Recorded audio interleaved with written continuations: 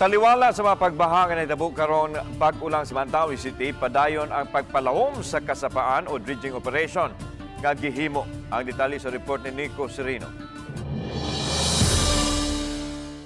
Sa mga halapad nga pagbaha nga nasinati karong bag-o sa Mandaue City, lakip sa labing naapektuhan ang Butuanon River. Ang major waterway mitadlas sa ubay-ubay nga mga barangay gikan pa sa kabukiran sa Cebu City paingon na sa Mandaue. May mga higayon nga daling misuyla o mi-overflow ang tubig sa sapa nga nahimong rason sa pagbaha nga nasinati sa mga kabalayan palibot niini.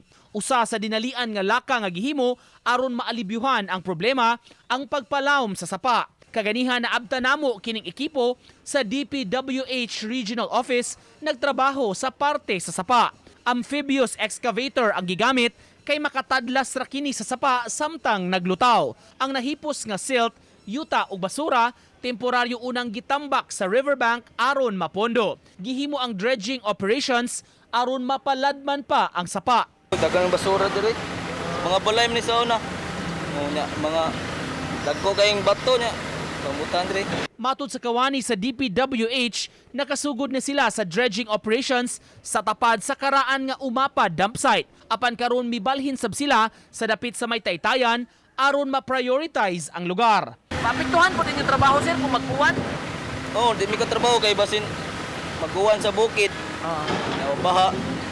Ato na parking na may ito kay para safety mi ba. Uban ni Godfrey Relien, Nico Sereno, Balitang Bisdak.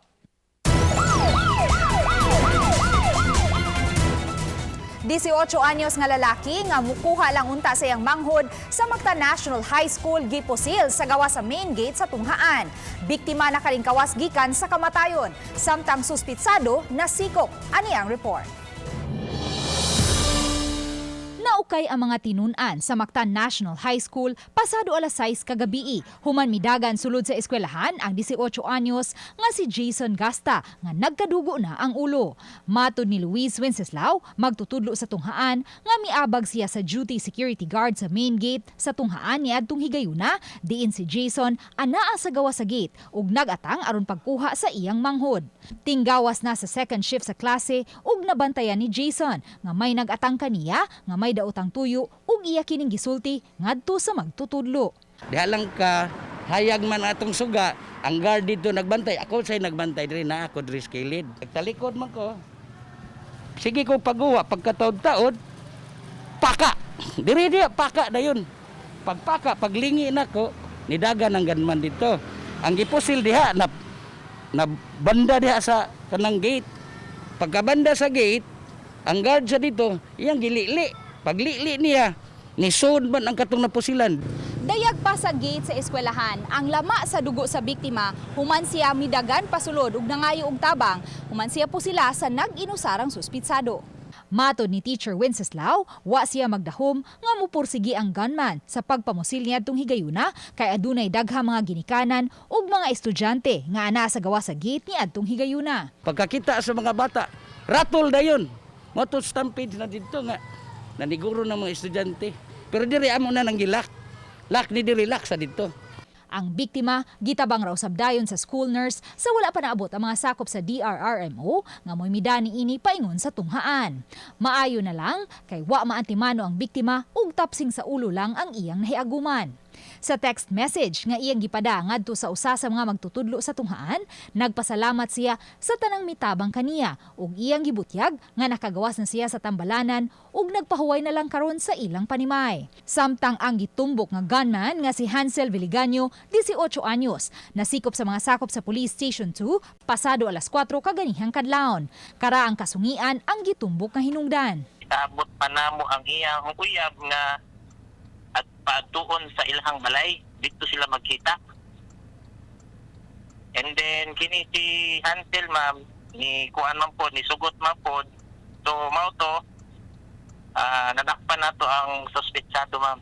Nakuha gikan sa suspitsado ang caliber 38 revolver nga may tulo ka mga bala. Laing nasikop ang usa-usab ka 18 anyos, kinsa gitumbok nga lookout. Giangkon hinuon sa mga suspitsado ang pasangil. Walang madlok kerja. Makanan mo nagtira no tungod sa akong kakuan ko, kalakot na niya ba, bro. Di na ganun magwanta ba. Karong adlaw, gikanselar ang tanang klase sa Mactan National High School ug gipaubos sa stress debriefing ang mga magtutudlo. Sunod semana, ipaubos usab sa stress debriefing ang mga tinun-an nga nakasaksi sa hitabo. Ang mga bata, gi-modular gyud nato ang mga bata para makarelax in tawon kay ang squad man good incident witnessed by the parents board nga ning fetch sa mga bata. So walay mga bata gipasulod sa para ma-assess ang situation kung it's already safe. May CCTV camera ang tunghaan apan anaara kini sulod sa school campus. Walay CCTV sa main gate nga nagatubang sa karsada diin mahitabo ang pagpamusil. Kay ang among guard is usa ra pud na siya morning, nya usa pud sa afternoon. So nagtan-aw pa mi, nya tanaw na mo among resources kung kaya ba namo mudugang kay mahal pud kayo ang among imuwi di pud kaayo makasugakwod ba. Si Lapu-Lapu City Mayor Junard Ahong Chan mimando na sa kapulisan sa pagpahigayon og roving haduol sa mga tunghaan ug misaad nga moabag ang lokal nga hagamhanan sa pagbutang og dugang mga security guard. We'll check on Mactan on sa estado nila o na pa ba ang ilahang school guard o wala na ba? Because kung wala, we will provide them. Sila man na ang school mong mo request sa tua. Uban ni Marlon Malgazo, Luan Merondina, Balitang Bisda.